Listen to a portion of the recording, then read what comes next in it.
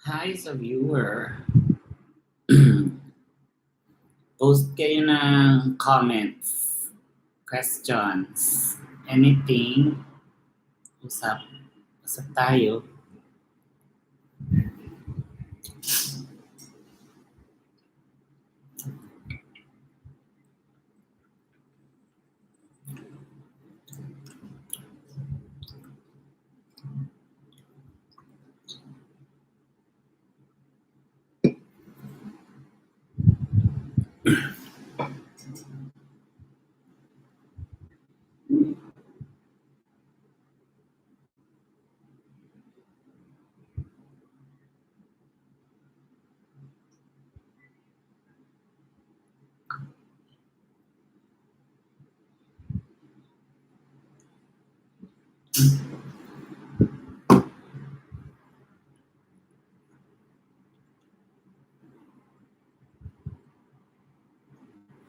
Ang scallop, naalala ko na scallop pala to. Kanina ko iisip.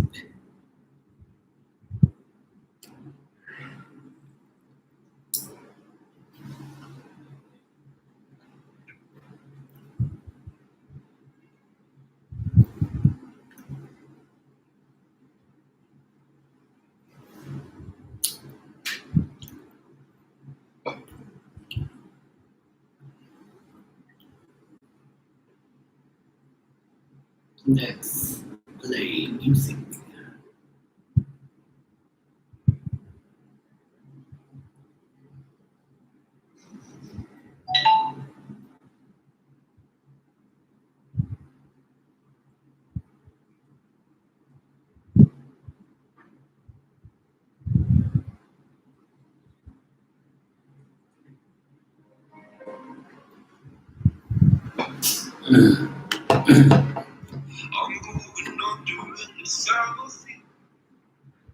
Ay.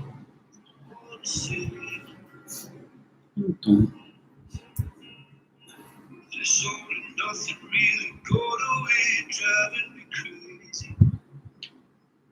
I need somebody to hear, somebody to know, somebody to have, somebody to hold. It's easy to say, but it's never the same.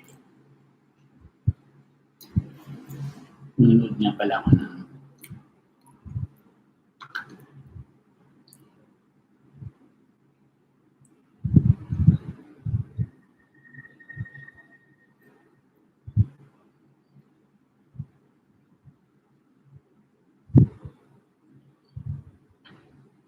That's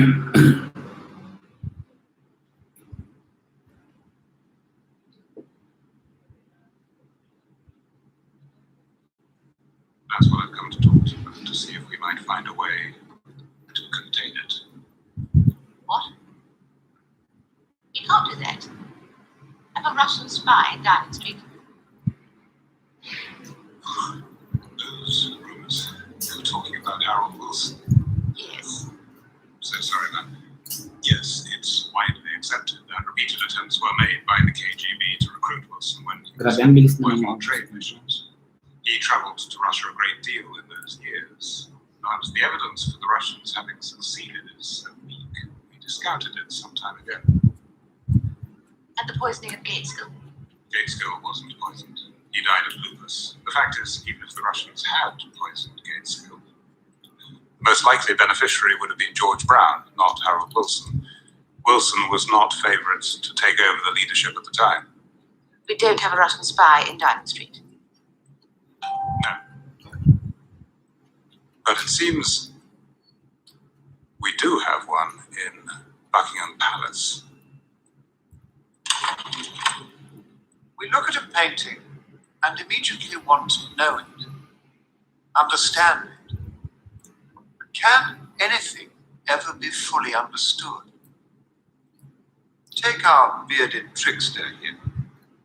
A Venetian card sharp originally ascribed to Titian, until new evidence came to light proving the painting is actually by Lorenzo Lotto.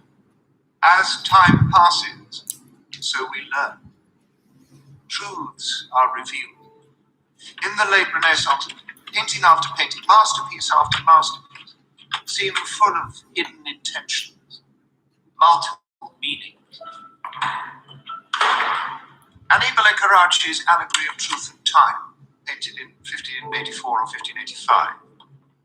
This winged figure here rescues a young woman, his daughter, from the darkness. He is time, she is truth. And this figure below, trampled by truth, is deceit. Carracci's message is clear. Be patient. The truth will out. I'm afraid I can now confirm that the surveyor of the Queen's pictures, Sir Anthony Blunt, was the fourth man in the Cambridge spy ring. The message encoded in the painting is repeated in reality. As with the Lotto, time passed and the painting was restored to reveal deceit is two-faced. She has a second monstrous visage. And that alongside conducting a distinguished career as an art historian and member of the royal household, he spent 15 years as an active KGB mole and passed almost 2,000 documents of sensitive military secrets to the Kremlin. Truth may lie beneath the surface, buried, forgotten, but time has a way of uncovering it. One thinks of the Merchant of Venice. Truth will come to light. Murder cannot be hid long. A man's son may, but at the length, truth will out. Thank you.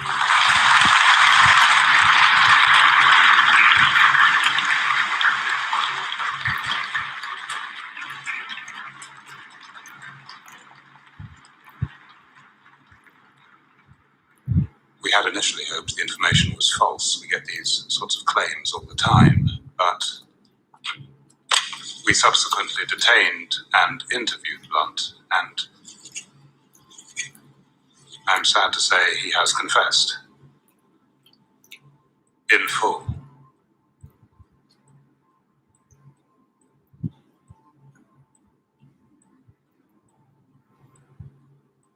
What's the next step? Well, as a traitor to his country, he should of course stand trial, be put in prison, the keys thrown away, quite frankly. Unless it was felt that exposure of Blunt's treachery could cause even more damage. What, then keeping it silent? How? Apparently it could have a catastrophic effect on the reputation of our intelligence services.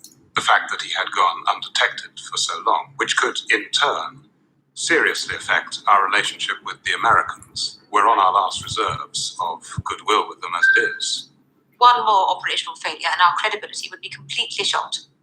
They suggested we turn a blind eye and allow a traitor, an enemy of this country, to remain free with his career and reputation intact, just to spare MI5's blushes.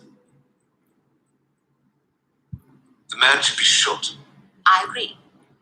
But instead I had to get up and pay tribute to him at this exhibition. How am I supposed to get through my speech?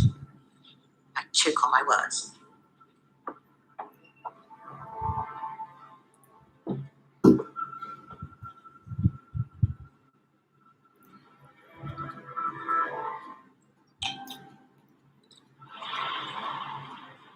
We stand here tonight, surrounded by some of the Royal Collection's greatest treasures, to admire the genius of Rubens, Titian, Rembrandt, and Holbein, that we are able to make sense of it all, appreciate it, understand it, speaks to the genius of another man, whose exceptional scholarship and vision have brought us together today, Sir Anthony Blunt.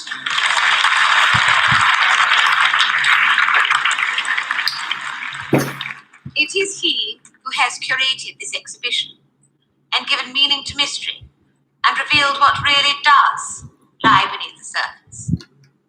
I, for one, had never thought of art history in that way, as the art of investigation, solving riddles, finding clues, unlocking secrets.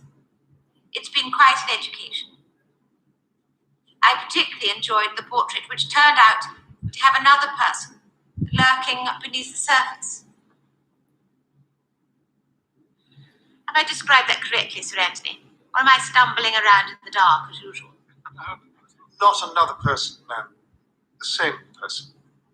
It was not uncommon in the early modern period for an artist to finish a portrait and the patron would take a look and ask for a more flattering version of themselves.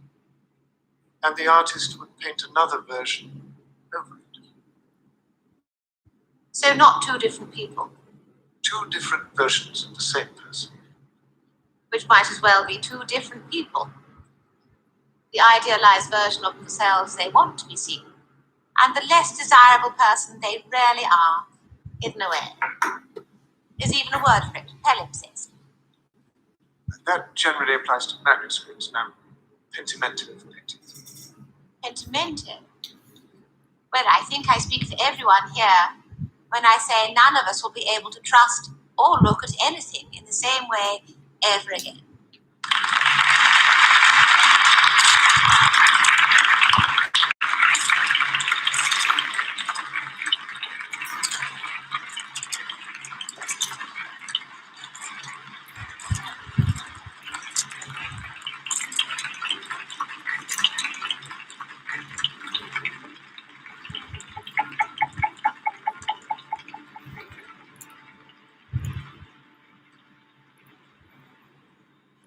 I understand. I'm so glad you came. It gives me the chance to apologize in person. What for? There's no need to understand. All you need to know is that I misjudged you terribly, and I'd like to take this opportunity to say sorry.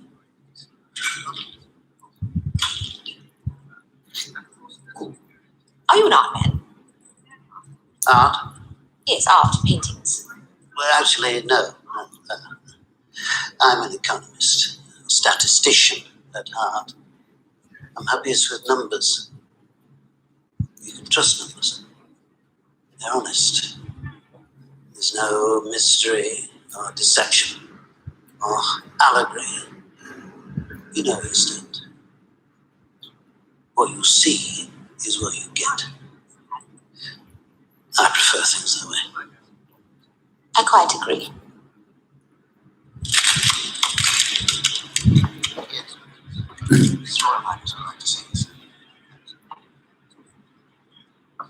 Excuse me, but